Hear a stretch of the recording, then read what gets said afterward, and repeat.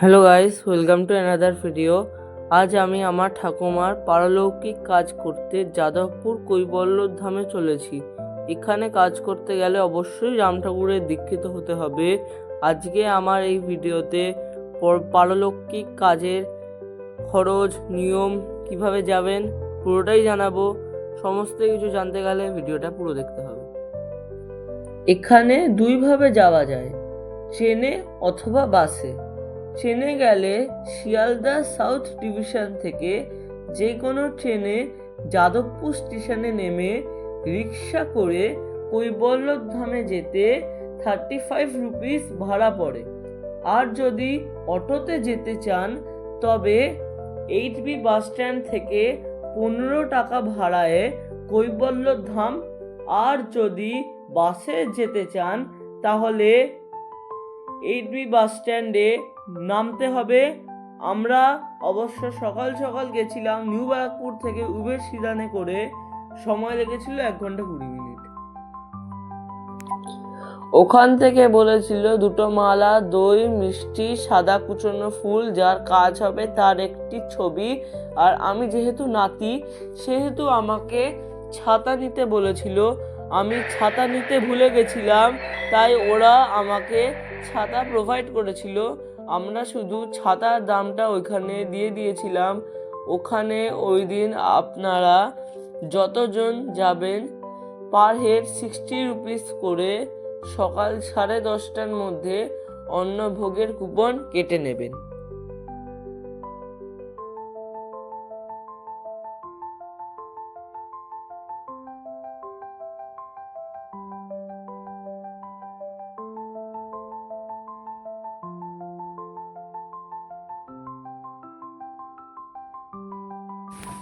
এই পারলৌকিক কাজটা শুরু হচ্ছে 8:30 থেকে, তারপরে শেষ হচ্ছে 12:30টার দিকে, কারণ 12:30টার দিকে ভোগের সময় শুরু হয়ে যায়।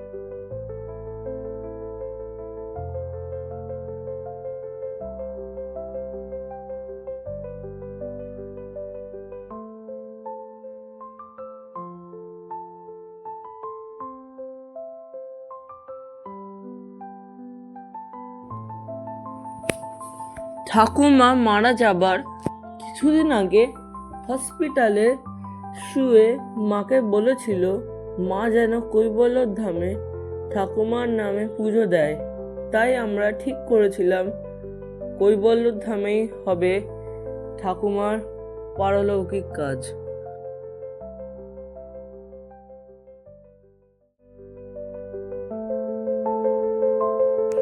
আমাদের কাজ হয়ে গেছে।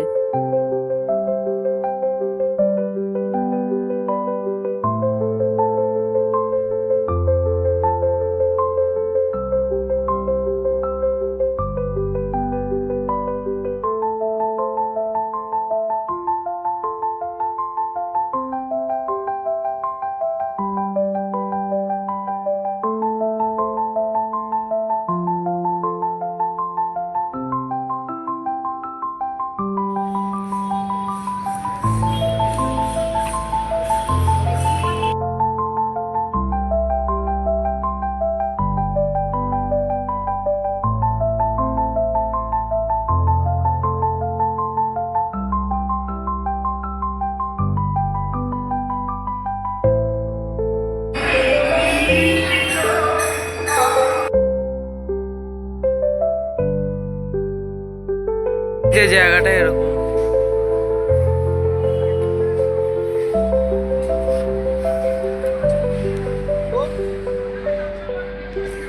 আর এখানে ভোগের লাইন পড়েছে। এখানের ওয়াশরুম খুবই পরিষ্কার এবং এখানে জুতো রাখার জায়গাটা খুবই সেফ, কারণ এখানে যেখানে জুতো রাখা হয় সেটার একটা টোকেন দিয়ে দেওয়া হয়, আর সেই টোকেনের জন্য কোনো টাকা নেওয়া হয় না। তো বন্ধুরা, আজকের জন্য এটাই। যদি ভিডিওটা ভালো লেগে থাকে তাহলে প্লিজ লাইক করে দাও, সাবস্ক্রাইব করে দাও, শেয়ার করে দাও, কমেন্ট করে দাও। That's it for today, by.